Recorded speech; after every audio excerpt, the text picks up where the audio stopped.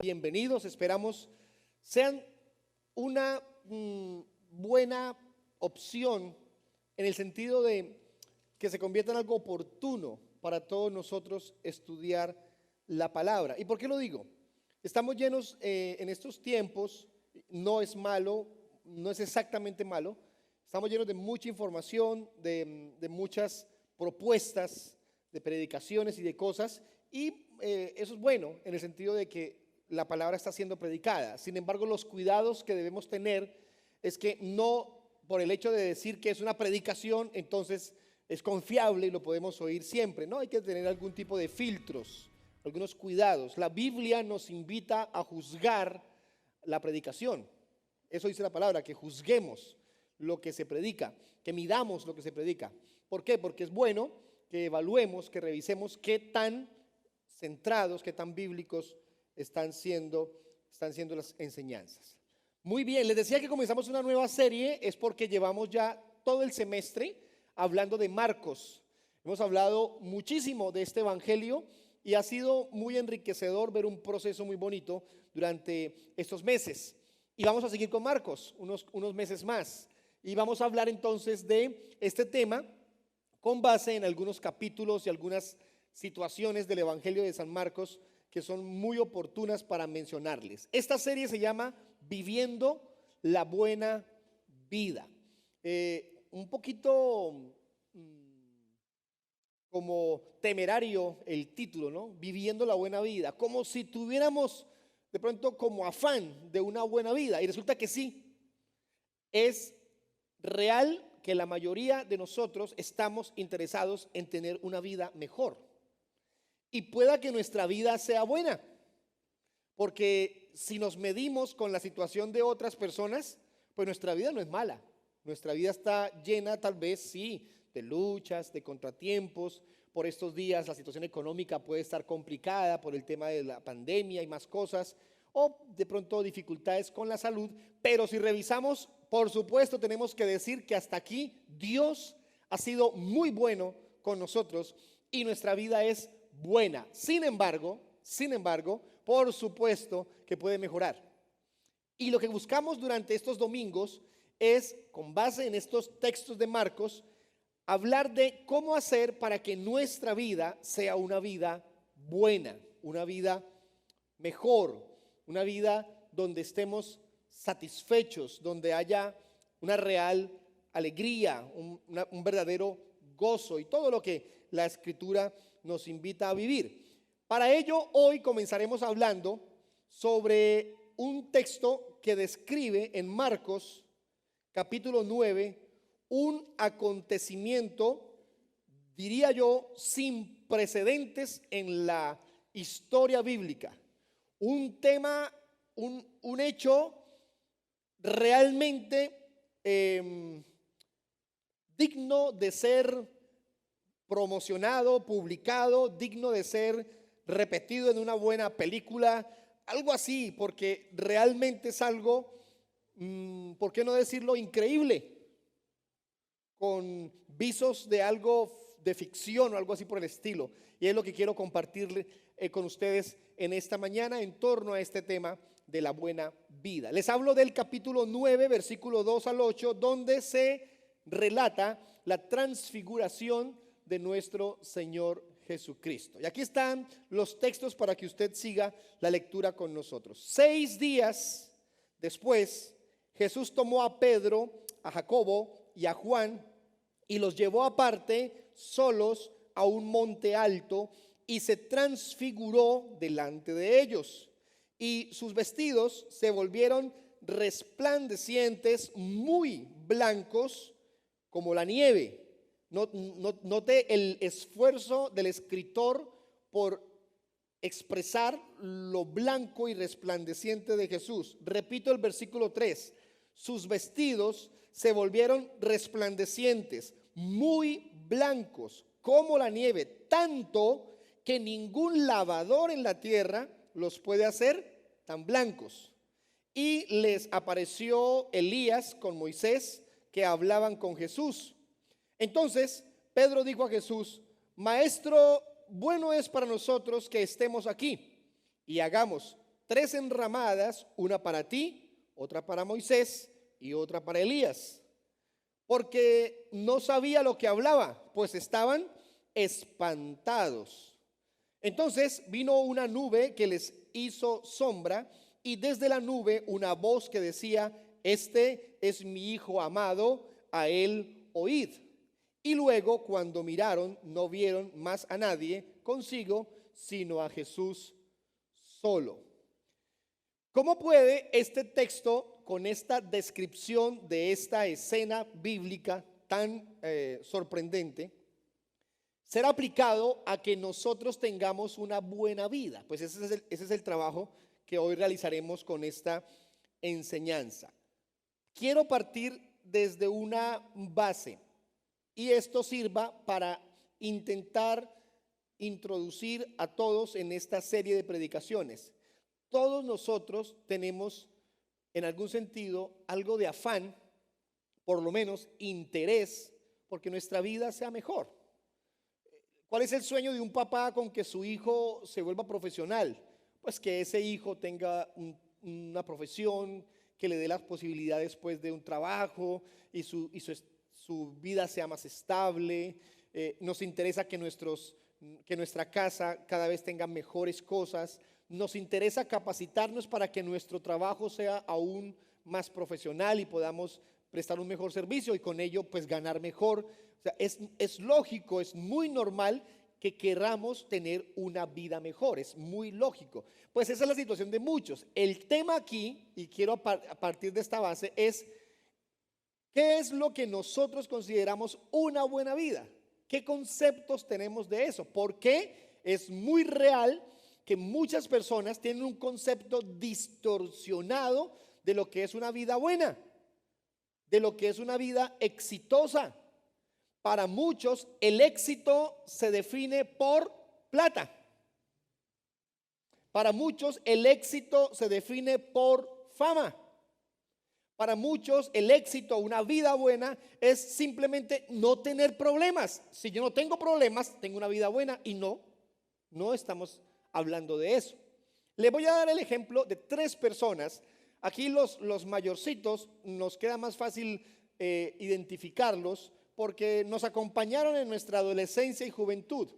3 personas que demuestran cómo esta sociedad mide el éxito, por supuesto, de manera distorsionada. El primero de ellos, un cantante muy famoso. Este señor se llama Michael Jackson. ¿Lo recuerdan? ¿Sí o no? En junio, hace unos días, completó 12 años de fallecido, 12 años. Quiero contarles que es uno de los hombres que, estando muerto, sigue ganando más dinero, porque su música sigue sonando, sus bailes, sus conciertos siguen siendo vendidos, y hay toda una cultura alrededor de este personaje, Michael Jackson. Michael Jackson es un hombre, era un hombre de color, tal vez el más premiado, el más laureado, el más ganador, el más conocido cantante de todos los tiempos en su género.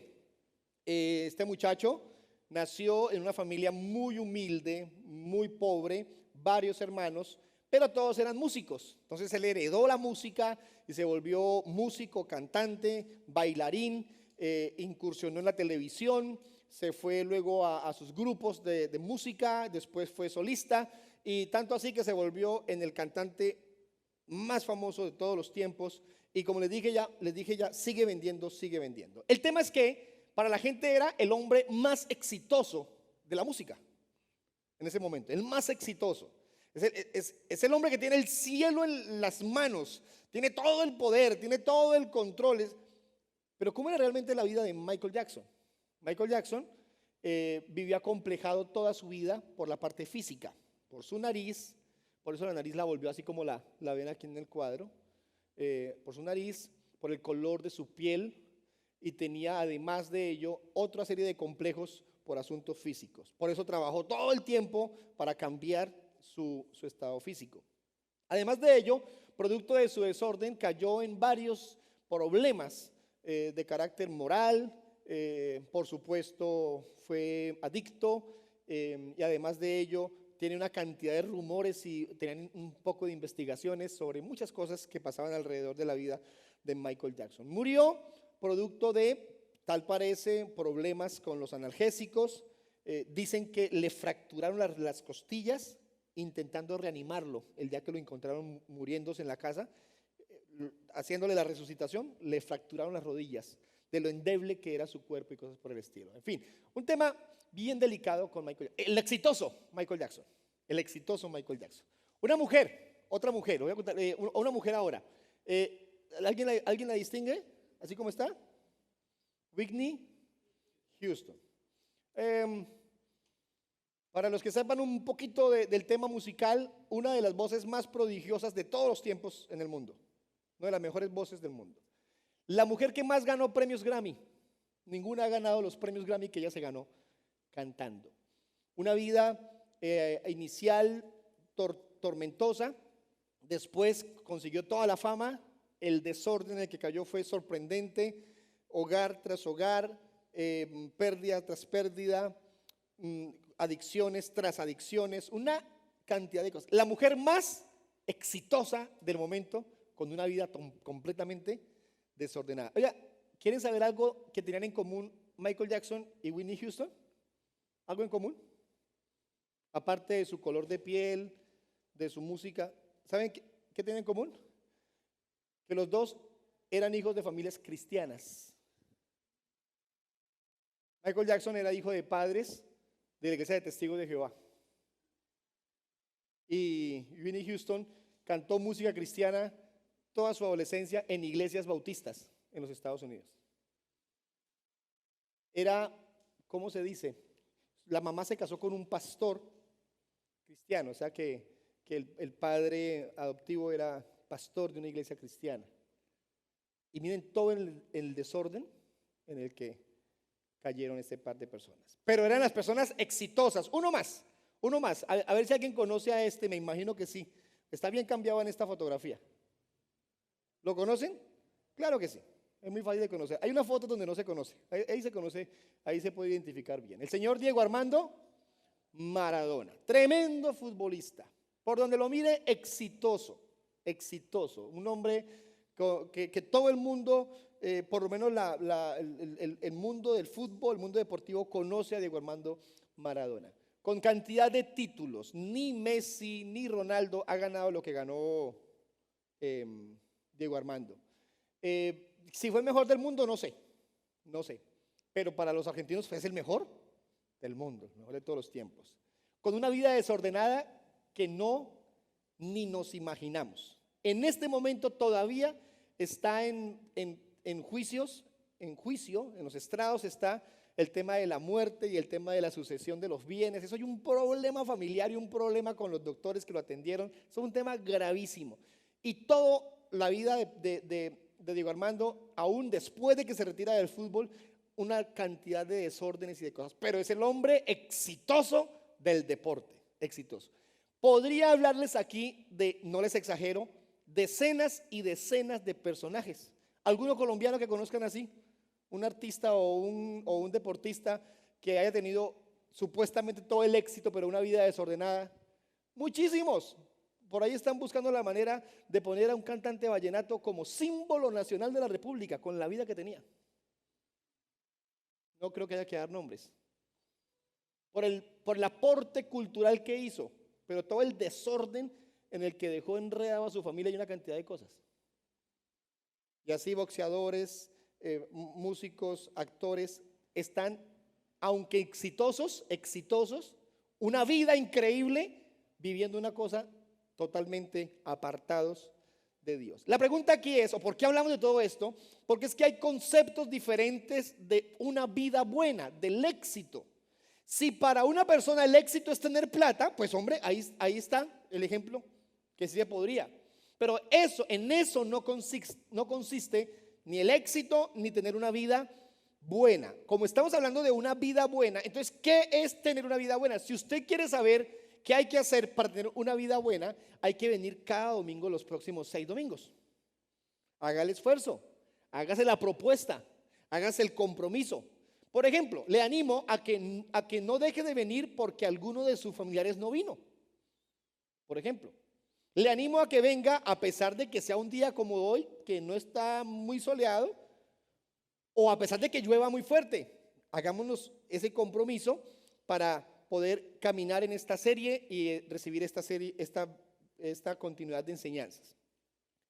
Hoy vamos a hablar sobre Marcos 9:28, ya lo leímos, y el título de nuestra enseñanza es la obediencia de la buena vida. Entonces, para tener una buena vida hay que aprender a obedecer.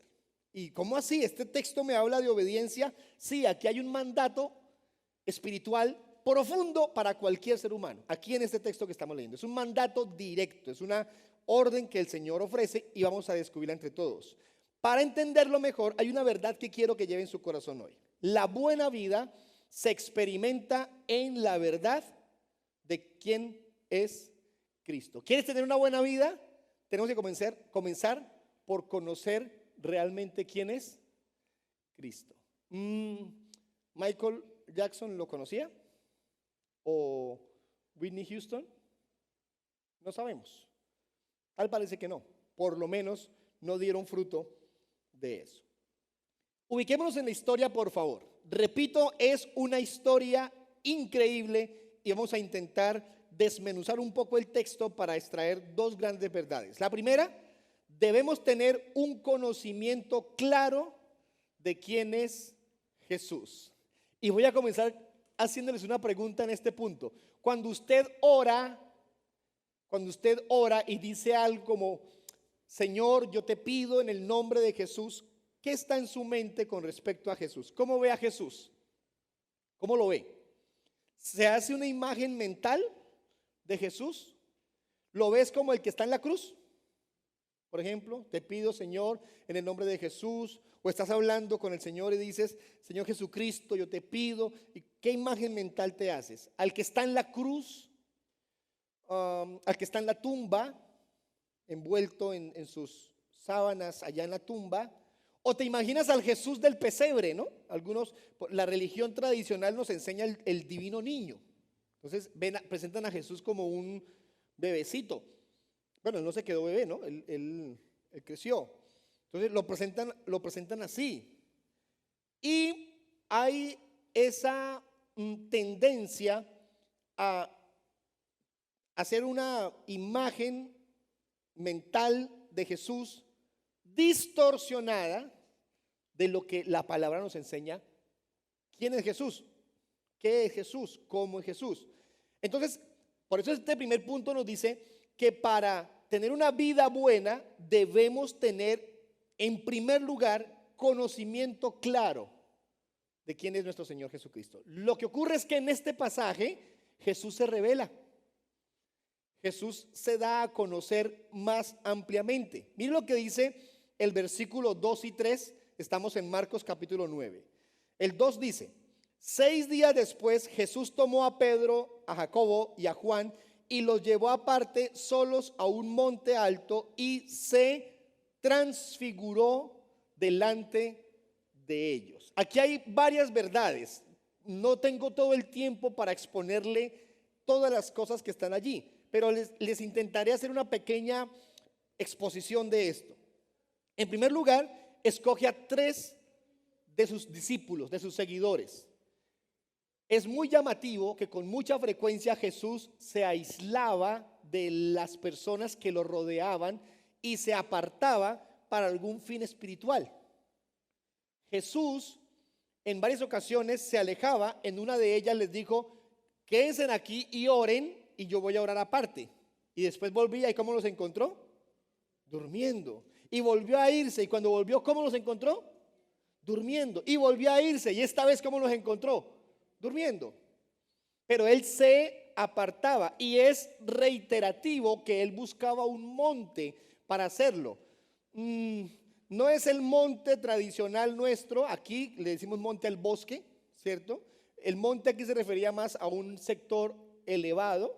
No hay grandes montañas alrededor de Jerusalén, pero se subía un poco y lugares aparte donde él pudiera estar en comunión con Dios. En este momento se lleva a 3 personajes: Pedro, Jacobo y Juan. Se los llevó aparte y ocurrió algo sin precedentes. Jesús se transfiguró. Una definición elemental de transfigurar es se transformó, cambió de figura, cambió de forma. ¿En qué consistió su transfiguración? Versículo 3. Y sus vestidos se volvieron resplandecientes, muy blancos, como la nieve. Tan blancos eran que ningún lavador en la tierra los puede hacer tan blancos. El escritor aquí dice: necesito que los que lean esto sepan que nadie puede llegar a esa blancura. Nadie puede hacer eso. Entonces era que, permítanme usar esta palabra, Jesús alumbraba, despedía luz de sí mismo por su transfiguración, por su transformación. ¿Qué habían visto los discípulos y apóstoles de Jesús hasta ahí? ¿Cómo lo habían visto? Pues un hombre normal. Se supone que no era bajito, no era muy alto. Se supone que tenía el cabello largo y que era barba por su herencia cultural. Se supone que no era ni delgado ni gordo. En fin, era un hombre normal. ¿Cómo sube un hombre de esos con sus vestiduras hasta algún lugar? Pues seguramente llegó sucio. Eran caminos polvorientos. Caminar por entre el monte, pues no tiene que ser así muy fácil. Y llegó a aquel sitio seguramente sudando, seguramente lleno de polvo, lleno de la suciedad propia del recorrido. Era muy normal para ellos, pero cuando se quedan viéndolo bien, Jesús comenzó a despedir esa luz y ya sus vestiduras no estaban manchadas, ya no estaban llenas de polvo, ahora eran vestiduras muy blancas y era algo totalmente resplandeciente. ¿Saben qué ocurrió ahí? Miren esto como letra A. Jesús reveló su gloria presente y futura. ¿Sabe qué hizo Jesús? Se dio a conocer un poquito más de lo que conocían de él. Si alguien le preguntaba a Jacobo o a Juan o a Pedro: Pedro, cuéntenos un poquito de Jesús, ¿cómo es él? No, mira, Jesús es un hombre con estos rasgos físicos, es un hombre muy aplomado, muy compasivo, muy amoroso, muy firme, porque todas las virtudes de Jesús van hasta el punto más alto, no tiene puntos medios. Lo bueno de Jesús siempre era perfecto, todo lo bueno de Jesús. Entonces lo describían de esa manera, pero pues hasta ahí llegaban. Y en la parte física tenían que decir, es un hombre especial, pero hasta ahí. Pero ese día fue como si Jesús hubiera mostrado algo más de sí, mostró algo de su divinidad. Y se llevó a Pedro, a Juan y a Jacobo. ¿Para qué creen que los llevó? ¿Por qué creen que los llevó? Porque necesitaba que ellos contaran a los demás lo que estaba ocurriendo. Él se iba solo, y cuando se iba solo, quién sabe cuántas cosas ocurrían. Pero esta escena bíblica necesitaba que quedara escrita para que los demás lo conocieran. Mire cómo lo cuenta Mateo. Mateo capítulo 17, versículo 2. Mire cómo lo cuenta el mismo Mateo. La misma situación, misma historia. Capítulo 17, versículo 2. Y se transfiguró delante de ellos. Aquí está, se transfiguró, cambió de figura, de forma. Y resplandeció, o sea que juntos escritores coinciden en decir que despedía luz, había un resplandor. Resplandeció su rostro como el sol, y sus vestidos se hicieron blancos como la luz. Qué cosa tan increíble. Blancos como la luz, su rostro era como el sol. ¿Saben quién tuvo un encuentro con el Señor y vio ese sol que enceguece, ese sol de mediodía?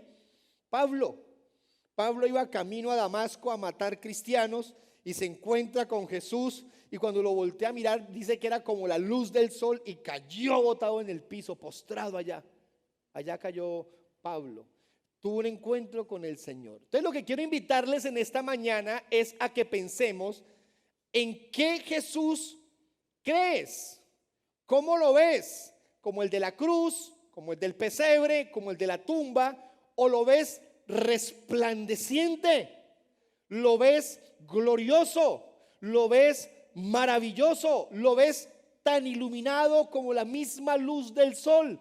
Así miraban a Jesús los que lo vieron en ese momento que tenía su transfiguración. La escena se hace aún mucho mayor cuando ven que llega Moisés y llega Elías. Y esta situación le pone un sazón aún diferente a este tema. Todo un misterio, todo un misterio. ¿Por qué llegó Moisés y por qué llegó Elías? ¿Y qué estaban haciendo con Jesús? Dice la Biblia que hablaban. Ahora, la Biblia dice que los muertos no pueden volver. ¿Estamos de acuerdo con eso? Permítanme les digo algo. No es que mi abuelita me cuida. Es que yo tengo mi abuelito que él me habla de vez en cuando. Él murió y él me habla. Mira, a usted no le habla a su abuelito, le habla a un demonio. Porque está establecido por la palabra que los muertos no pueden volver de donde están. No, es que el ángel de mi tío me acompaña y me protege. No es cierto. El muerto está. Si su abuelita, su mamá, su tío, su papá murieron, la Biblia enseña que el muerto va al lugar de los muertos y espera la resurrección. Algunos resucitarán para salvación y otros resucitarán para condenación. Punto. Ese es el proyecto bíblico sobre las personas que fallecen.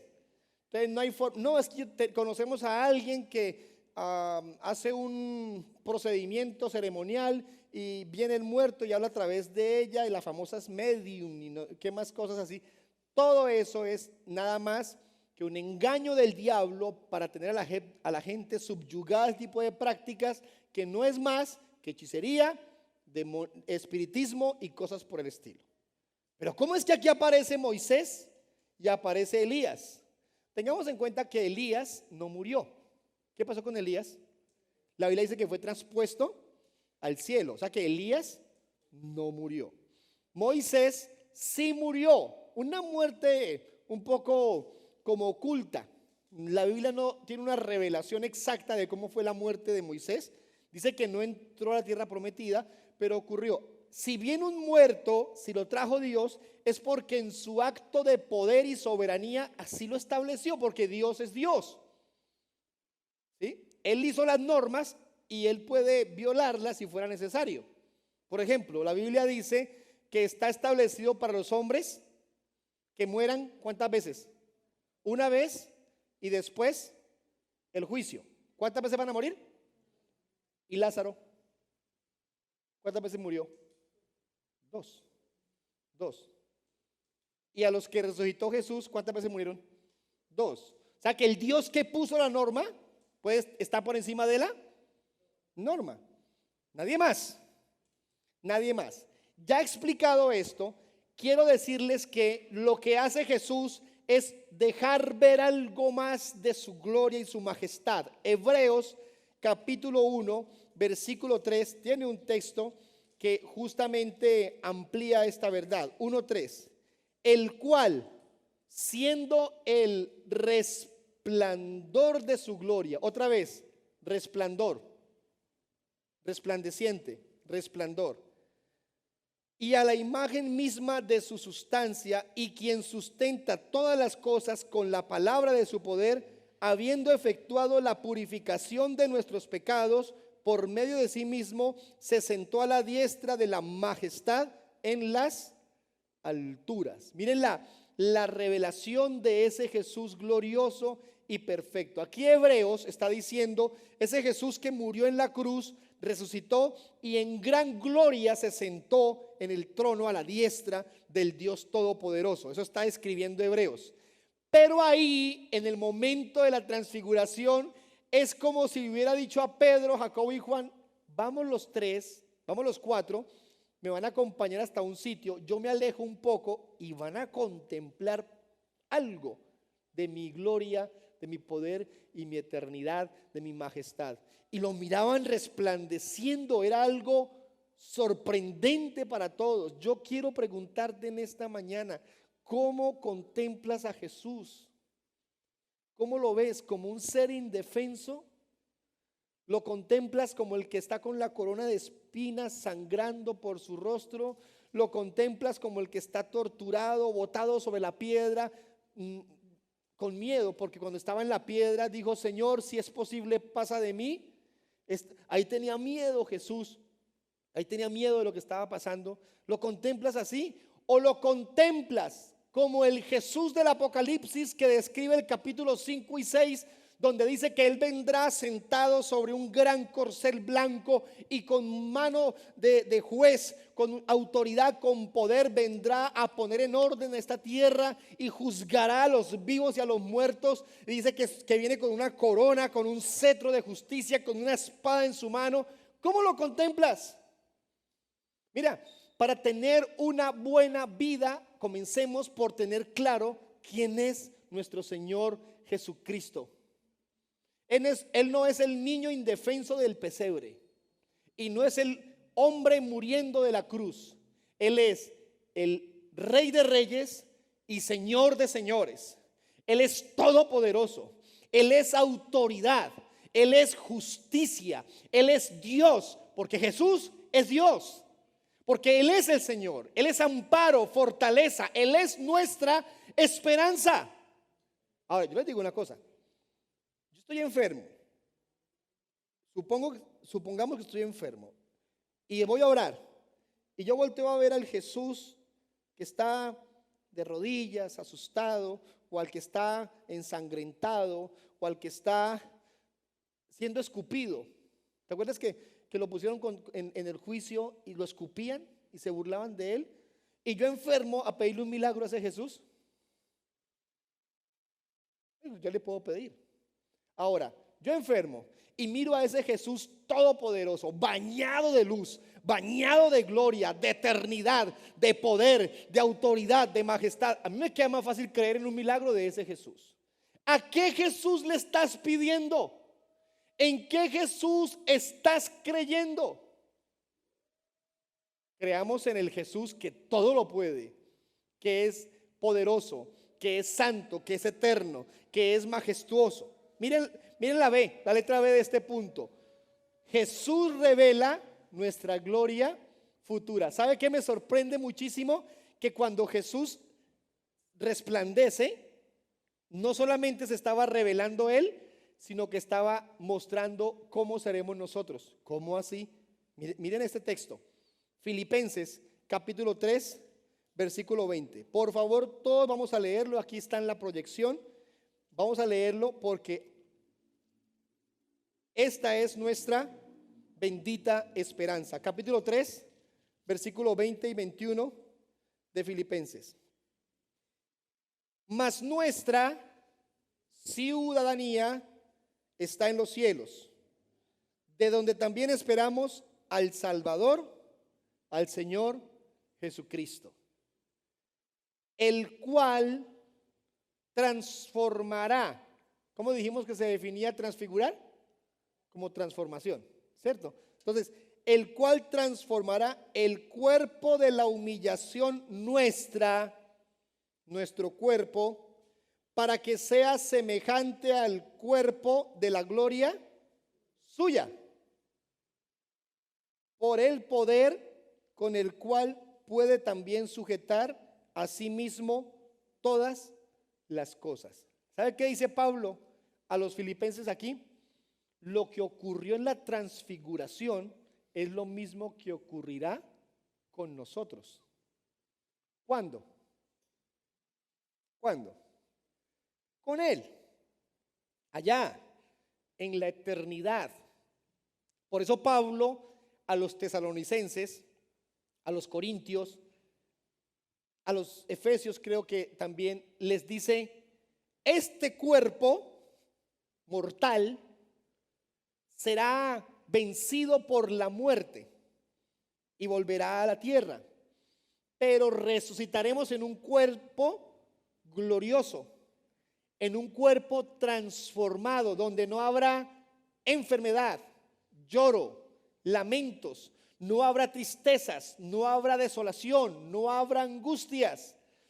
Su enfermedad allá no va a existir, señora, señor.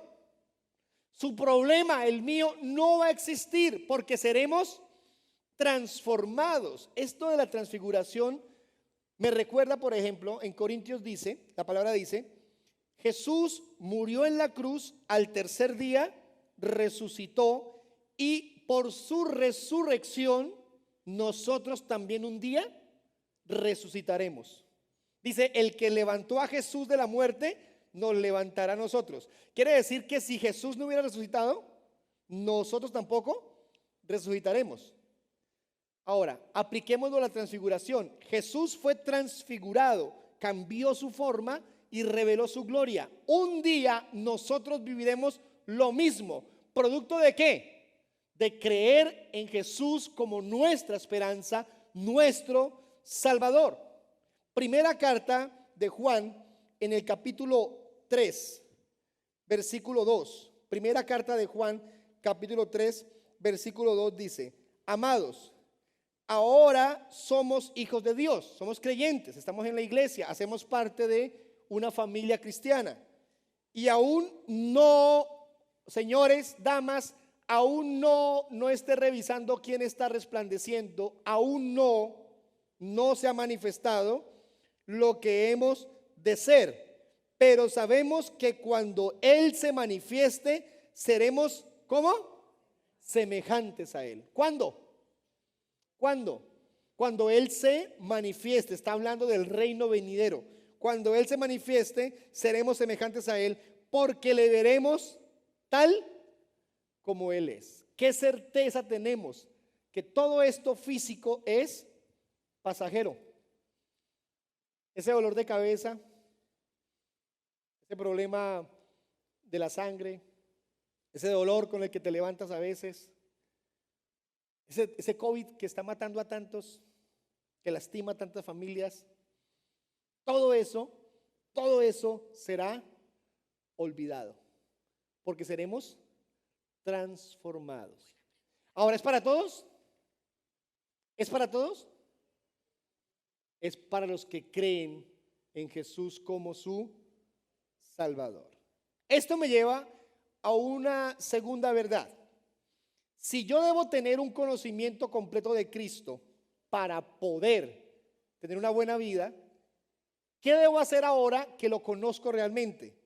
Pues debemos cambiar nuestra vida por completo. Y vamos al mandato del que les estaba hablando en el texto de Marcos. Leamos antes segunda carta a los Corintios, capítulo 3, versículo 18. Segunda carta a los Corintios, capítulo 3, versículo 18. Por tanto, nosotros todos, mirando a cara descubierta como en un espejo la gloria del Señor, somos, ¿cómo dice? Transformados de gloria en gloria en la misma imagen como por el Espíritu del Señor. La imagen de Dios en nosotros se desdibujó por el pecado. ¿Cuándo recuperamos esa imagen? A medida que creemos en Jesús y nuestra vida va siendo lo que debe ser conforme al Señor. ¿Sabe qué dice la palabra aquí? La Biblia dice, ustedes y yo debemos ser transformados día a día y ir cambiando todo eso que nos impide estar agradando a Dios. Y quisiera ser un poco enfático en esto. Perdón si suena un poco crudo, pero es tan necesario entender que en mi anhelo de tener una buena vida, en mi anhelo de tener una vida mejor, una vida de satisfacción, de tranquilidad, yo necesito alinearme con la verdad de hacer la voluntad de Dios, conociendo a Jesús y viviendo para Él. ¿Por qué? Porque si yo espero que mi vida sea buena, sin abandonar, sin echar, sin rechazar en mi vida todo eso pecaminoso, ¿cuándo creen que va a ocurrir algo de Dios a favor nuestro con respecto a una vida mejor? Voy a cambiarle todo esto que le acabo de decir por una frase que creo que es oportuna. No espere que las cosas salgan mejor si usted insiste en seguir haciendo lo mismo. ¿Por qué será que yo no obtengo resultados de esto? Porque no cambia su forma de actuar. Siempre hace A, B, C, A, B, C, A, B, C y están en los mismos pasos y espera resultados diferentes. En su vida cristiana, está esperando que ocurra algo diferente en su proceso espiritual, en su vida cristiana, si no abandona lo que sabe que tiene que abandonar. Porque bonito sí es para uno como predicador que usted se vaya hoy diciendo de aquí, oiga, de todo lo que dijo el pastor, dijo una frase, dijo una verdad, hay un versículo, algo me tocó tanto, me pareció tan bonito, esto que dijo me pareció increíble, pero hasta ahí no produce ningún cambio en usted. Con eso usted no logró una transformación en algo, usted no decidió nada, muy bonito, pero pues no produce un efecto. ¿De qué sirve? De nada.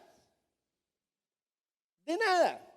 Si lo que la predicación mueve en usted son sus emociones, qué bonito, qué significativo, hay que volver porque está muy bueno, pero no cambia en nada, hermano, no está creciendo.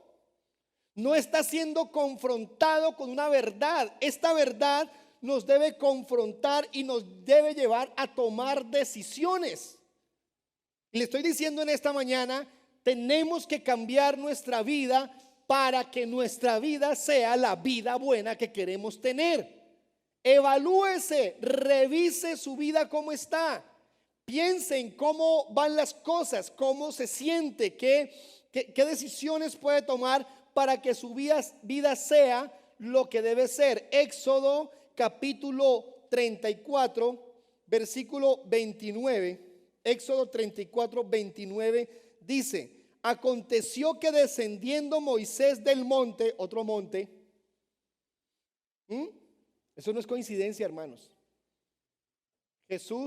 Moisés descendiendo del monte. Y les digo una cosa, geográficamente no había mucha distancia entre los montes a los que subió Moisés, Elías y Jesús. Eso no es gratis, ese tipo de coincidencias. Monte Sinaí, con las dos tablas del testimonio en su mano, al descender del monte, no sabía Moisés que la piel de su rostro, ¿qué pasa? Otro que resplandecía. ¿Por qué resplandecía? Porque tuvo un encuentro con Dios. ¿Y qué venía bajando? ¿Qué traía en las manos? Las tablas. Era lo más cercano a una Biblia del momento, porque no había Biblia. Las tablas eran la Biblia del momento. ¿Y qué dice? Después que hubo hablado con Dios, le resplandecía el rostro después de haber hablado con Dios. Mire, hermanos, hermanas, no hay que hacer un curso en ningún seminario bíblico, no hay que traer al predicador X o Y, que es el que mejor puedes. Esto se entiende con mucha sencillez. Debemos acercarnos a Dios para que nuestra vida sea transformada y resplandecer. Pueda que no estemos alumbrando como Jesús o como Moisés, pueda que no, pero nuestros actos, nuestras acciones darán evidencia de lo que Dios está haciendo en nosotros. No es, repito, no es gratis eso de que se iban al monte, se alejaban. Hermano, hermana, ¿usted está esperando que el pastor convoque a un ayuno para venir a ayunar? ¿Sabían ustedes que el año pasado en plena pandemia algunos de nosotros, un buen grupo, leímos toda la Biblia en la pandemia? Como estábamos en la casa encerrados, hicimos un plan de estudio y la iglesia estaba leyendo la Biblia. Algunos pudieron leerla toda, otros no la leyeron toda, pero leyeron mucho con nosotros y pusimos meta de lectura. ¿Está esperando que el pastor le diga, vamos a leer la Biblia? Vengan a orar el sábado a tal hora, vengan a ayunar. Si su vida espiritual está sujeta a que alguien más le determine esas acciones, quiere decir que usted no ha entendido que su vida será una vida buena, una vida mejor cuando pueda y tomar la iniciativa de buscar a Dios, de ir al monte, de clamar al Señor, de acercarse a Dios para que en su vida resplandezca la gloria del Señor. Tiene que ser su iniciativa. Sí, la iglesia debe hacer cosas, debe proponer, Pero no se le haga extraño que propongamos cosas y siempre vengan los mismos 4 o 5. Pastor, no hemos hecho esto, aquello. Sí, hermano, hay que hacerlo, vamos a hacerlo, vamos a proponerlo. Hermanos, invitados todos, y esos que están con la iniciativa, no vienen. No, pastor, me ocupé. No, pastor, me enfermé. No, pastor, pasa. ¿De qué nos damos cuenta? Que si no es Dios, su palabra, el Espíritu Santo que convence a alguien, no va a pasar de otra manera. 2 cosas y terminamos con respecto a cambiar nuestra vida por completo. Aquí está la orden, capítulo 9, versículo 4 y 5, regálamelos por favor. Miren el texto de la transfiguración, esto fue increíble. Y les apareció Elías con Moisés, que hablaban con Jesús. ¿Quiénes hablaban? Moisés, Elías y Jesús, hablando. ¿Y los otros 3 qué estaban haciendo? Un poquito retirados, viéndolos. Increíble eso. Versículo 5. Entonces Pedro dijo a Jesús: Maestro, bueno es para nosotros que estemos aquí. Y este sería el tono para esta frase. Y podemos, hagamos 3 enramadas, una para ti, una para Moisés y una para Elías. Y el versículo 6 explica por qué. Porque no sabía lo que hablaba, pues estaban espantados. ¿Sabe qué hizo ahí Pedro? Que era el que más hablaba, ¿no? Pedro era el que era más inmediato para responder. Pedro era el que estaba siempre listo para decir cosas. Pedro dijo: y esto es increíble. Sorprendidos, estaban espantados de lo que estaban viendo a 2 muertos. A Elías y a Moisés, o por lo menos gente que se había ido mucho tiempo atrás, miles de años atrás, y los estaban viendo. Y el versículo 7 explica todo. Versículo 7, ¿qué dice? Entonces vino una nube que les hizo sombra, y desde la nube una voz que decía: este es mi hijo amado, a él oíd. ¿Ha escuchado alguna vez esa frase, este es mi hijo amado? ¿Sí? En el bautismo está Jesús en el agua, desciende el Espíritu Santo como una paloma, y una gran voz desde el cielo que decía: este es mi hijo amado. Y ocurrió en otras ocasiones. Ahora, si estos 3 apóstoles estaban asustados, ¿cómo quedaron ahora? Pues peor. Están asustados porque están viendo aquí a Moisés y a Elías.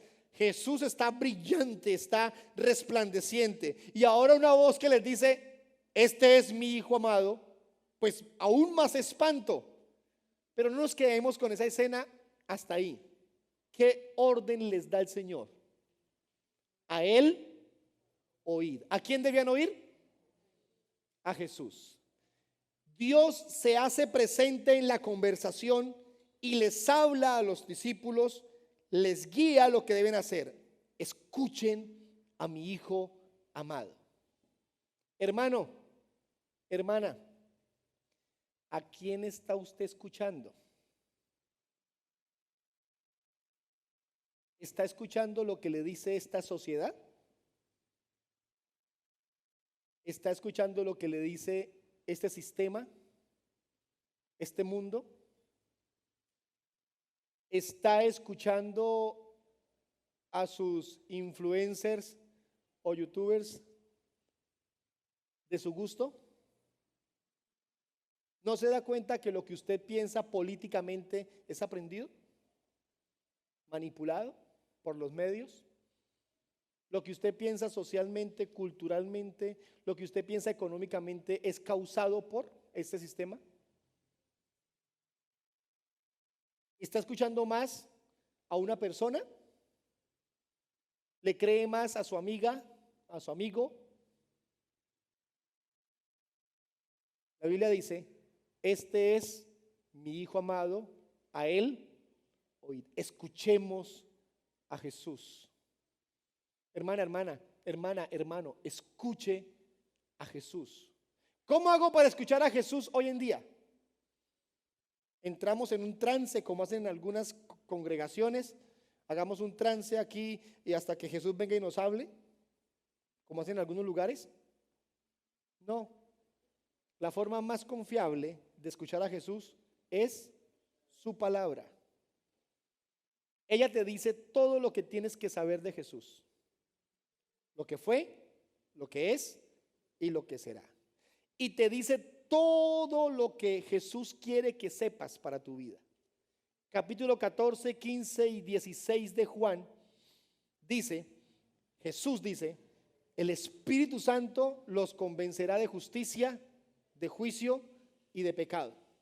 El Espíritu Santo les va a recordar todas mis palabras. ¿Quién dijo eso? Jesús. Les dijo, el Espíritu Santo les va a recordar todas mis palabras.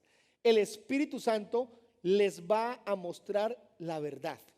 Les va a revelar toda la verdad. El Espíritu Santo les va a enseñar todo lo que ustedes no sepan. ¿Quién lo dijo? Jesús. Esas son las experiencias con el Espíritu Santo que debiéramos buscar todos los días. No caerse al piso, convulsionar, gritar, hacer todo tipo de espectáculos. Las experiencias con el Espíritu Santo son los que la palabra revela, refleja, muestra. Todo lo demás, lo que le acabo de mencionar, carece de sustento bíblico.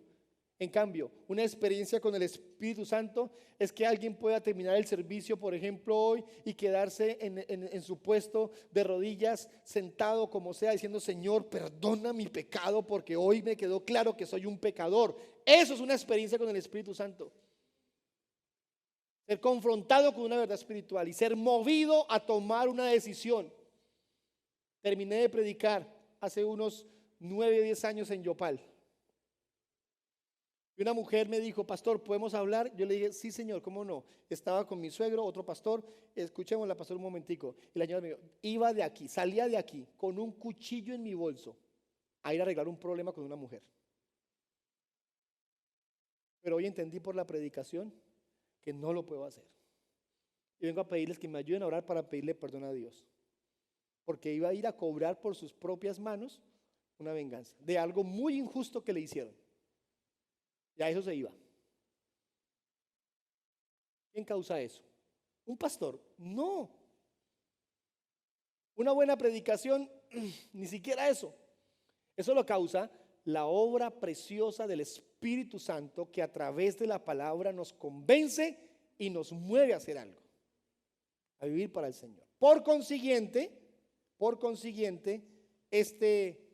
esta letra B de este punto, si escuchamos a Jesús, debemos obedecer al Señor.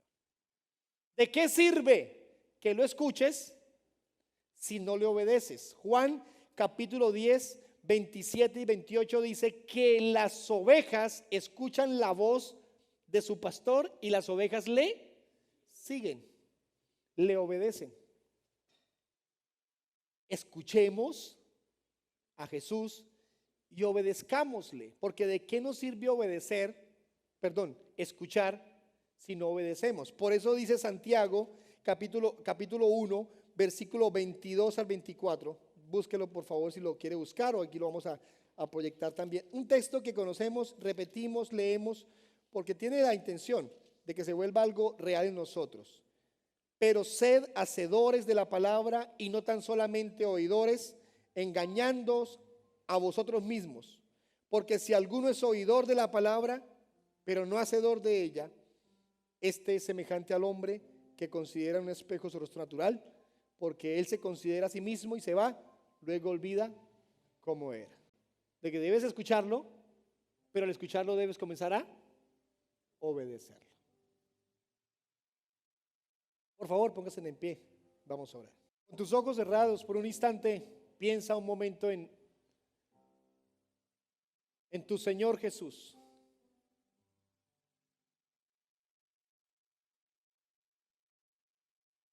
Y considera por favor un momento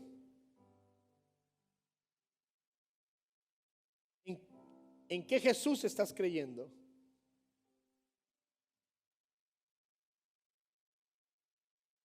¿Cómo estás creyendo en Él? ¿Cómo lo estás oyendo? ¿Lo escuchas a Él? ¿Lo escuchas solo a Él? Y si le estás escuchando, ¿lo estás obedeciendo?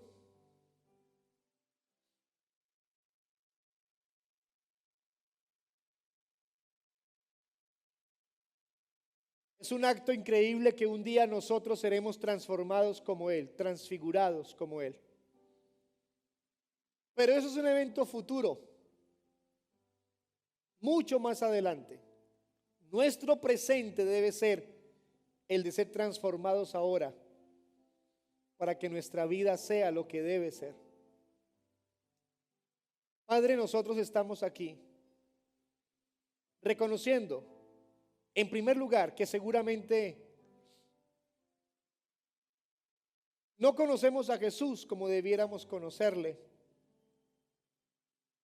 Y si lo hacemos, tal vez nuestra vida no es lo que debiera ser al conocerle. Hoy te pedimos perdón. Hoy te pedimos, por favor, Señor, nos ayudes a entender plenamente la majestuosidad, la eternidad, el poder, la gloria, la grandeza de nuestro Señor Jesús. Y con ello escucharle, y con ello obedecerle y ser lo que tú quieres que seamos. No vivir una vida de fragilidad, de vulnerabilidad, de persistentes caídas, de frustraciones, fracasos y desdichas. Queremos una vida buena. Y esa vida buena implica obediencia a ti, conocerte a ti, vivir para ti. Te pedimos, Señor, que nos guíes, nos ayudes en este propósito de conocerte plenamente, Señor, en todas las áreas de nuestra vida para seguir adelante, en el santo nombre de Jesús.